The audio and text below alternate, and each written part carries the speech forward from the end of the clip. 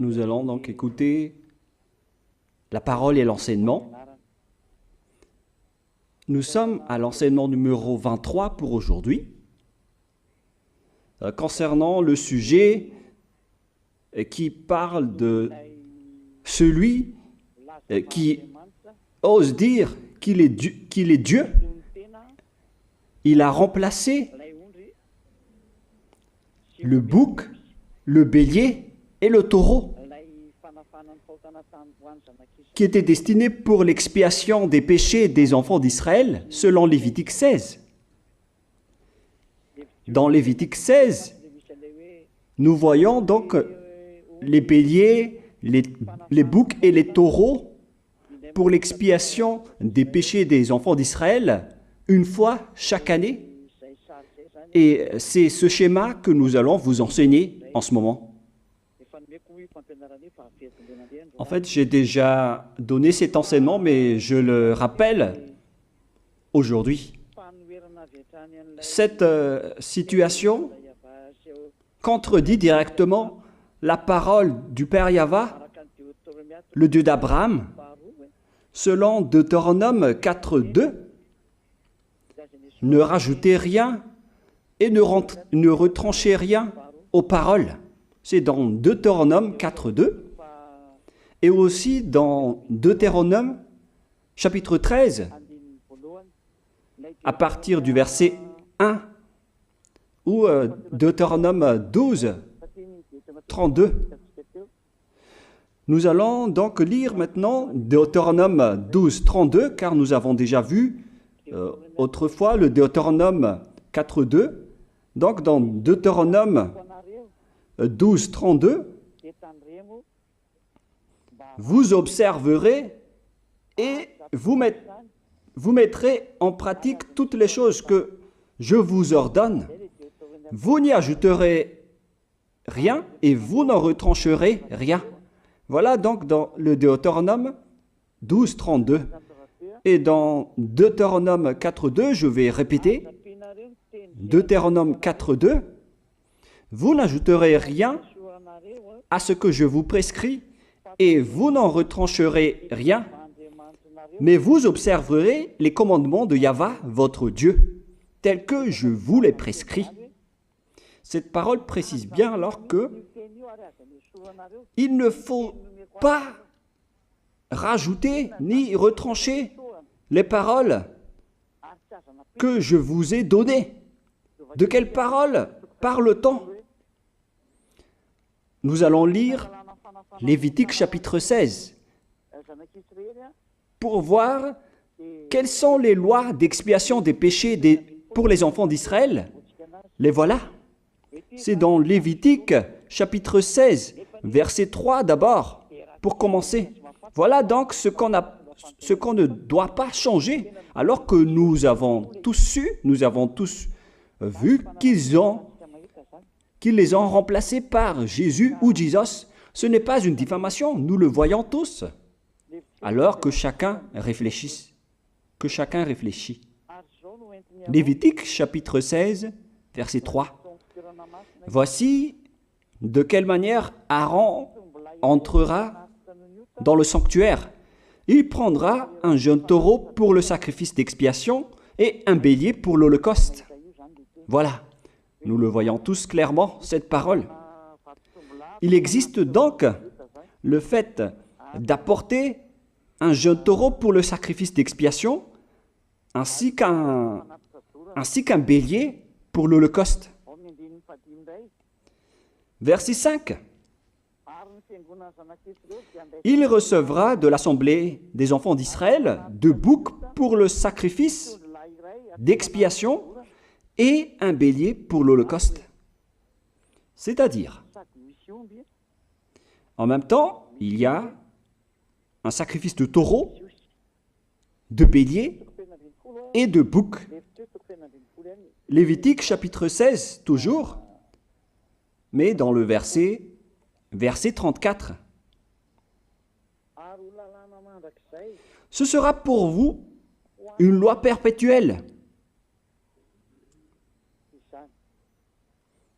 Voilà. Il se fera une fois chaque année l'expiation pour les enfants d'Israël à cause de leurs péchés. Nous sommes déjà au verset 34 pour information. Verset 34. Voilà. Ce sera pour vous une loi perpétuelle. Quelle est cette loi perpétuelle? C'est le fait de sacrifier les béliers, les boucs et les taureaux qui vont être tués pour sacrifice, pour l'expiation des péchés des enfants d'Israël. Selon le verset 34, ce sera pour vous une loi perpétuelle. Il se fera une fois chaque année l'expiation pour les enfants d'Israël à cause de leurs péchés. Il y a une partie de votre texte qui est cachée en bas. À cause de leurs péchés. Voilà. Ici, donc, c'est bien clair que l'expiation du péché qui se fait une fois chaque année pour les enfants d'Israël, qu'on ne peut ni ajouter ni retrancher, ce sont les sacrifices des béliers, de taureaux et de boucs.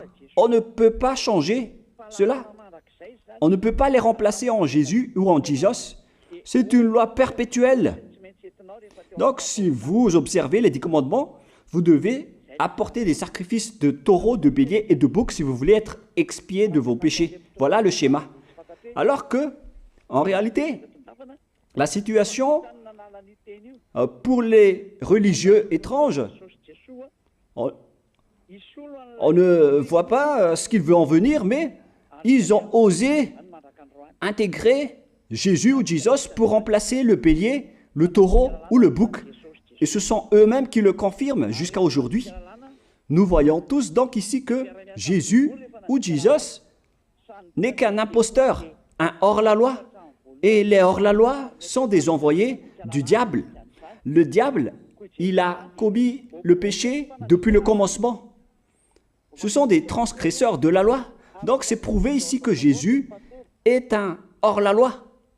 Nous allons lire la parole, poursuivre, dans 1 Jean, chapitre 3. 1 Jean, chapitre 3, à partir du verset 4. Quiconque pêche transgresse la loi, et le péché est la transgression de la loi. Voilà, c'est bien clair que c'est le péché qui est la transgression de la loi. Un pécheur, donc, c'est un transgresseur de la loi. Et un hors-la-loi, c'est un pécheur. C'est clair alors que Jésus ou Jesus, c'est un hors-la-loi, c'est un transgresseur de la loi. Nous avons tous vu ensemble qu'il a pris la place du bélier et il a siégé, il s'est installé dans ce système. C'est pourquoi toutes les églises observent les 10 commandements et ils servent Jésus ou Jesus. Voici l'enseignement. Alors, regardez bien à travers ce texte et cette écriture que je vous donne en ce moment. Et soyez conscients, ça suffit maintenant d'écouter ces faux dieux, c'est déjà trop. Tant pis pour vous si vous allez encore les écouter. Soyez conscients que ce schéma n'est plus correct. Beaucoup de gens me diffament à cause de ce que je fais en ce moment. Ils ne supportent pas la vérité. Mais ça dépend de chacun de vous. Et moi, je vous avertis, pour vous qui vont être baptisés et qui veulent être baptisés, mais qui entendent les diffamations et les critiques des autres, ne croyez pas en cela. Ce ne sont pas du tout vrai. La parole de Élia est directe. Ce ne sont que des mensonges. L'ôtement du péché, ce sont des personnes qui sont non-pécheurs qui peuvent le faire. Ce n'est pas logique de dire que les fidèles sont ôtés des péchés et le leader est un pécheur. Ce n'est pas du tout écrit dans la Sainte Écriture. Ce qui est écrit dans la Bible, c'est que le bon arbre donne de bons fruits et le mauvais arbre de mauvais fruits. Et le bon arbre ne donne jamais de mauvais fruits, et le mauvais arbre ne donne jamais de bons fruits. Ce sont les bons arbres qui donnent des bons fruits, et les mauvais arbres qui donnent des mauvais fruits. Et donc, si l'ambassadeur de Yahushua, Zedia Elia, a produit des personnes qui ne pêchent plus, alors il est bon, il est une bonne personne. Il n'a jamais fait aucun mal, même pas le moindre mal. Voilà donc la leçon pour vous, car dans le cadre de ce baptême qui va arriver, il y a beaucoup de diffamation et de critiques. Donc je vous conseille de ne pas écouter cela, car ce n'est pas du tout la vérité. Ils font ça juste pour diffamer et blâmer la bonté de Yahushua, alors ne les suivez pas. Donc là, on voit bien que ce n'est pas de la diffamation. Nous avons tous vu ensemble. Je vous ai donné la parole. On a tous écouté et vu ensemble. On a jugé ensemble. Est-ce que ce Jésus ou Jésus a fait la vérité? Est-ce qu'il a dit la vérité ou pas? Si nous avons vu le livre de Moshé, venant du Dieu d'Abraham, qui a dit « Ne rajoutez pas et ne retranchez pas à ma parole ». Nous avons vu alors que ils ont remplacé par ce Jésus ou Jésus les sacrifices d'expiation du péché, en disant après que c'est ce dernier qui ôte les péchés. Ce n'est pas du tout vrai. Celui qui peut ôter les péchés selon les 10 commandements, c'est le bélier, ou bien le taureau, ainsi que le bouc. Ce sont ces bêtes qui peuvent ôter les péchés. Quelle est alors la raison pour laquelle les religieux sont entrés dans ce mauvais schéma? Car c'est vraiment un schéma qui transgresse la loi. Car ils ont contré bêtement le livre du Lévitique chapitre 16. Ils l'ont contré bêtement, directement. Et après, ils ont remplacé par leur faux Dieu. Un faux Dieu car c'est directement un hors-la-loi. Il a contredit le Dieu d'Abraham. Nous voyons la preuve ici qu'il a contredit vraiment le Dieu d'Abraham, qu'on appelle par le nom de Yahava et Yahushua son fils. Car ce Dieu d'Abraham, il a bien dit qu'il ne faut ni ajouter ni retrancher à ses paroles. Il faut les observer car ce sont les commandements de Yahva, ton Dieu. Et ces lois qu'on ne doit pas rajouter ni retrancher veut dire qu'il ne faut pas toucher au Lévitique chapitre 16, car c'est ce livre qui ôte les péchés. Alors que nous voyons tous que personne ne le pratique plus. Si les 10 commandements, si les prêtres et les pasteurs pratiquent bien les 10 commandements, alors ils doivent faire le sacrifice de bélier et de taureau et de bouc pour l'expiation de leurs péchés. Alors que nous voyons tous que personne ne le fait plus. Alors qu'en même temps, ils observent les 10 commandements. C'est donc de la transgression de la loi. Et en plus, ils ont enlevé le Lévitique 16 en le remplaçant par Jésus ou Jésus. C'est-à-dire qu'ils ont contredit la parole du vrai Dieu, le Dieu d'Abraham. Et est-ce que vous allez encore oser contredire cette vérité? Est-ce que vous allez encore dire que vous êtes dans la vérité, que vous êtes dans la justice? Mais qu'est-ce que vous cherchez? Vous cherchez à prier et à servir le Dieu d'Abraham. Si vous voulez servir le Dieu d'Abraham, vous n'allez pas enlever le Lévitique 16, vous allez restaurer le Lévitique 16. Mais est-ce que vous allez encore oser le faire? Est-ce que vous pouvez encore le faire? La réponse, non. Vous ne pouvez plus le faire. Alors que il s'agit de l'expiation de vos péchés. Et dans ce cas-là, c'est obligatoire de le faire. J'ai expliqué l'essentiel jusque-là, et après je vais vous donner la raison pour laquelle ils ont fait cette grande folie en intégrant dans le Lévitique 16, à la place du Lévitique 16, leur faux Dieu. C'est vraiment de la transgression de la loi.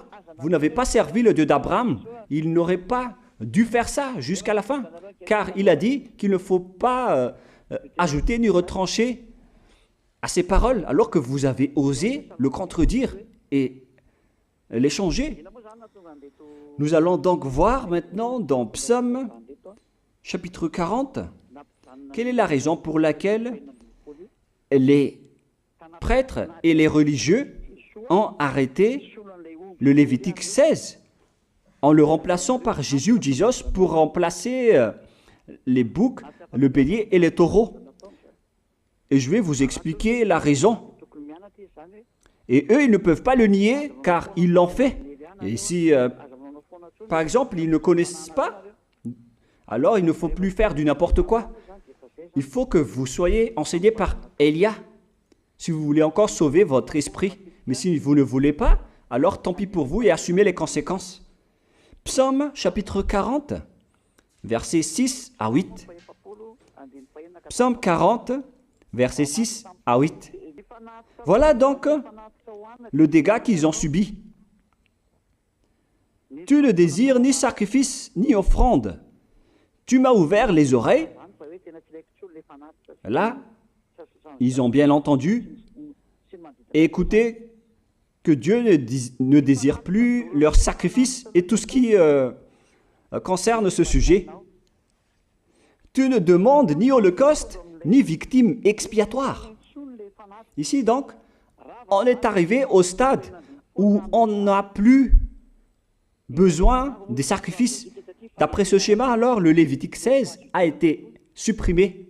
Et logiquement, puisque c'est une alliance qui a été détruite, alors on ne peut plus y entrer, car on ne peut pas ajouter ni retrancher aux paroles. Et donc, si on ne peut pas y entrer d'après la parole qui dit qu'on ne peut pas rajouter ni retrancher, si le Dieu d'Abraham a interdit le sacerdoce, alors logiquement, vous ne devez plus y entrer. Sinon, vous allez vous autoproclamer en tant que pécheur à jamais, alors que les pécheurs et les malfaiteurs n'iront jamais au ciel des cieux. C'est clair alors que c'est devenu un sens interdit, les 10 commandements et les lois de Moïse, d'après ce schéma, car c'est la relation avec le Père Yahva qui a été détruite, qui a été supprimée, car il n'y a plus d'expiation de péché pour vous. Alors vous êtes fous si vous allez encore entrer dans ce schéma. C'est pourquoi on a besoin d'une nouvelle alliance, car l'alliance des 10 commandements et les lois de Moïse ne sont plus correctes. C'est devenu supprimé, car on ne peut plus faire le sacerdoce, mais les religieux ainsi que les faux dieux, ils ne se sont pas... ils ont facilité les choses en intégrant leur faux dieu à la place du bélier, du bouc et du taureau. Et voilà, c'est bien clair. Et d'après eux-mêmes, ils ont dit que l'intégration de Jésus ou de Jesus, c'est d'après ce livre des psaumes. Vous voyez que ici, je n'ai pas dit du n'importe quoi, c'est la vérité que j'ai dit. Je n'ai pas incriminé qui que ce soit. C'est vraiment la réalité, la vérité. Alors, ici, on prouve bien que ça a été supprimé, ce n'est plus autorisé. Et c'est encore confirmé dans Ésaïe 66.3 que celui qui fait des sacrifices, c'est comme celui qui fait de l'idolâtrie. Celui qui immole un bœuf est comme celui qui tuerait un homme. Celui qui sacrifie un agneau est comme celui qui romperait la nuque à un chien. C'est vraiment toute une histoire si vous allez faire cela. Celui qui présente une offrande est comme celui qui répandrait le sang d'un porc. Alors qu'à l'époque des 10 commandements, c'était carrément interdit. Celui qui brûle de l'encens est comme celui qui adorait des idoles. Ici donc, toutes les sortes de sacrifices ont été bloqués. C'est devenu interdit. C'est pourquoi le faux Dieu est entré dans Lévitique chapitre 16. Alors qu'ils n'ont pas du tout vu de leurs yeux qu'on ne peut pas ajouter ni retrancher aux paroles. Ils n'ont jamais vu et connu ces paroles. Il a fallu attendre l'arrivée de Élia pour vous montrer toute la vérité, pour vous montrer toutes les vraies paroles. Alors, il faut suivre Élia. Suivez Élia. Et c'est ce terme qui dit de suivre Élia que les gens ne supportent pas du tout. Mais qu'est-ce que je vais dire d'autre? Je vais vous dire de suivre qui? Alors que vous êtes tous pécheurs. Est-ce que vous allez suivre les pécheurs pour aller en enfer? Vaut mieux suivre Élia, car ceux qui l'ont suivi ne pêchent plus. C'est quoi le problème? Si c'est de la jalousie, alors vous n'êtes pas du tout sage. Mais si vous êtes sage, vous devrez être content en m'écoutant. Si vous cherchez ce Dieu d'Abraham, vous devez être très content en dansant à la maison en disant « Merci Élia, voilà ce que j'attendais ». Au lieu de dire des colères et de la haine, moi je vous donne de la parole de l'amour pour vous sauver. Alors sachez bien écouter. Et après, ils l'ont continué dans 40, verset 7 maintenant. Alors je dis, voici je viens avec le rouleau du livre écrit pour moi.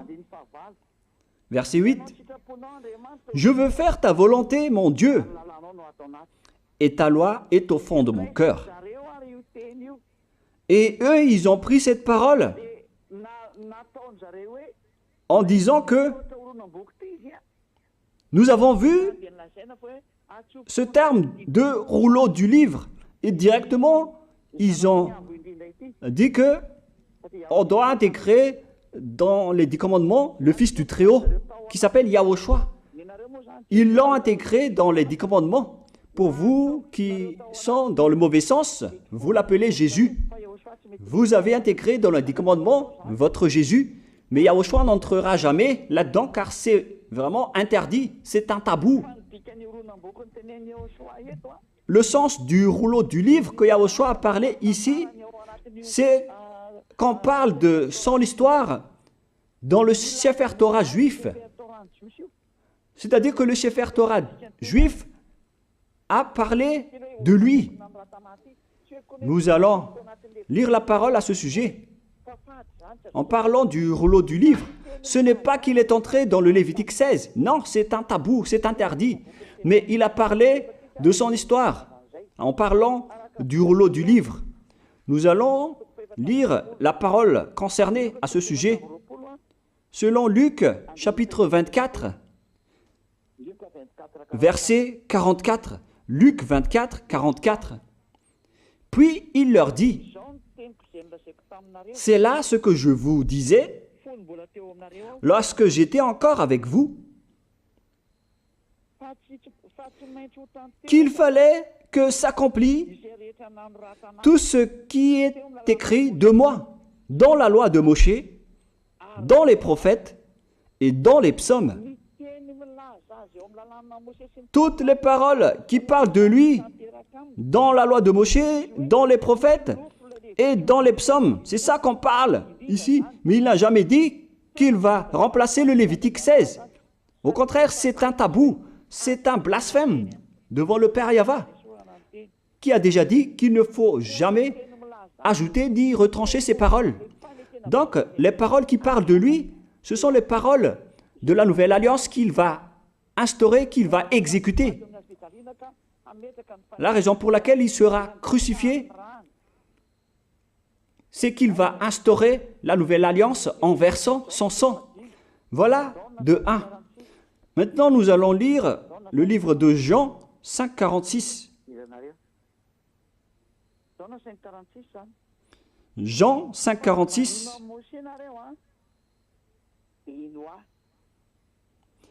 Alors, car si vous croyez en Moshe, vous me croiriez aussi, parce qu'il a écrit de moi. Il a écrit à propos de Yahushua. C'est pourquoi on parle du rouleau de livre qui a écrit pour lui. Et Moshe aussi a participé à son histoire en parlant de lui. Mais ce n'est pas que on a supprimé le Lévitique 16 en remplaçant par le fils du Très-Haut. Non, ce n'est pas du tout cela. Il y a beaucoup de paroles qui a parlé de lui depuis les lois de Moshe, depuis les prophètes et depuis les psaumes. C'est pour ça qu'on parle du rouleau du livre qui a écrit à propos de lui. Mais ce n'est pas que vous allez supprimer le Lévitique 16 en le remplaçant par le fils du Très-Haut. C'est vraiment une abomination de votre part. Je vous ai donné maintenant l'explication. Il ne faut pas rajouter ni retrancher aux lois de Moshe.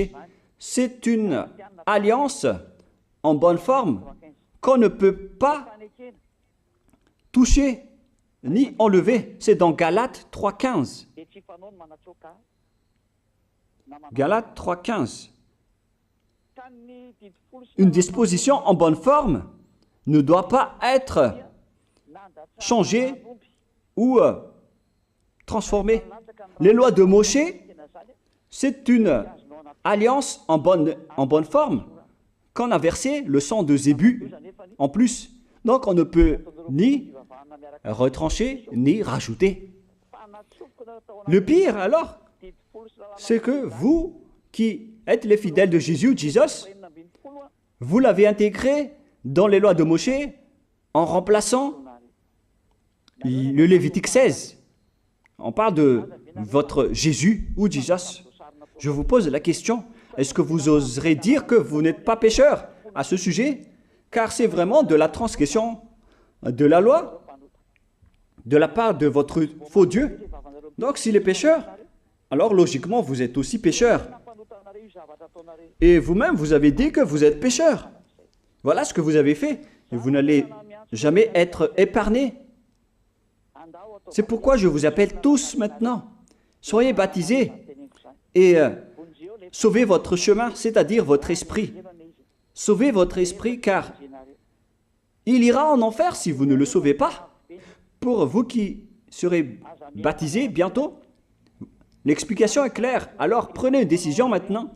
N'écoutez jamais les diffamations qui sont faites par les diables. Ce sont eux qui